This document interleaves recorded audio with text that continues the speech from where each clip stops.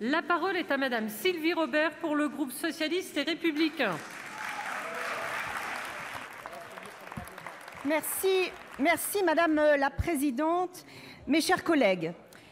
Monsieur le ministre, tout d'abord, permettez-moi de vous dire combien nous sommes ravis de vous retrouver dans notre hémicycle. Ma question porte sur un sujet déjà évoqué ici, la hausse des frais d'inscription des étudiants extracommunautaires et qui, aujourd'hui plus encore qu'hier, suscite de grandes interrogations, voire le rejet de beaucoup d'acteurs concernés, au premier rang desquels les présidents d'université. Cette décision, prise sans aucune concertation et dans la plus grande précipitation, n'a fait l'objet d'aucune étude d'impact, tout comme le plan Bienvenue en France, qui certes contient des éléments positifs, mais qui aurait aussi mérité d'être plus concerté. Je pense notamment aux collectivités territoriales. Augmenter les frais d'inscription pour les étudiants étrangers n'est pas une mesure technique. C'est un acte profondément politique, aux conséquences potentiellement lourdes pour la France et sur ce qui fait la France. Parce qu'il touche aux conditions d'accès à l'enseignement supérieur, parce qu'il touche aux ressources et au financement de nos universités, parce qu'il touche enfin à notre diplomatie d'influence et culturelle, et singulièrement la francophonie. C'est une question fondamentale qui méritait mieux que de prendre à la hâte une telle mesure. On sait les textes réglementaires prêts.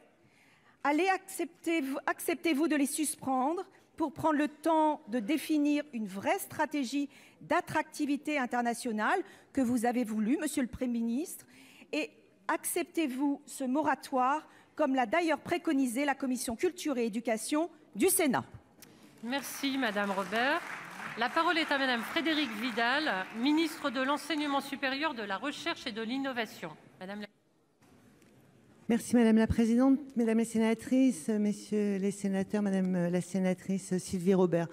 Vous avez raison, c'est une décision éminemment politique. C'est la première fois qu'un gouvernement décide de faire de l'attractivité des universités un sujet.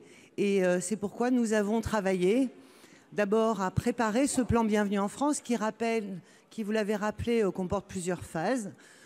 Une facilitation pour l'arrivée des étudiants, un meilleur accueil, la possibilité aussi de soutenir le développement de formations françaises à l'international. La concertation a eu lieu, elle a duré plusieurs semaines, elle a d'ailleurs donné lieu à des annonces qui font qu'aujourd'hui, l'ensemble des doctorants ne seront pas concernés par ces mesures.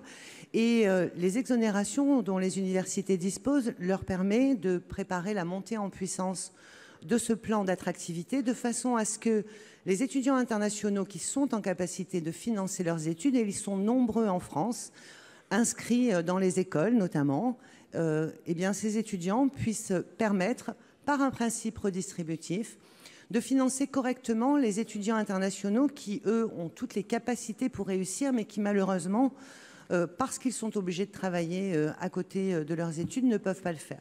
C'est donc 21 000 bourses et exonérations qui vont être mis à la disposition des postes, majoritairement dans les pays d'Afrique francophone, pour soutenir l'attractivité envers ces pays.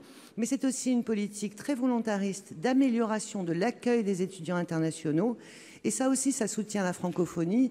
J'étais il y a quelques jours au Kenya, en Éthiopie, en Chine.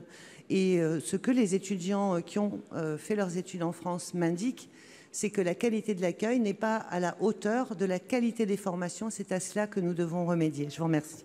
Merci Madame la Ministre. Madame Robert, vous avez 20 secondes pour la réplique.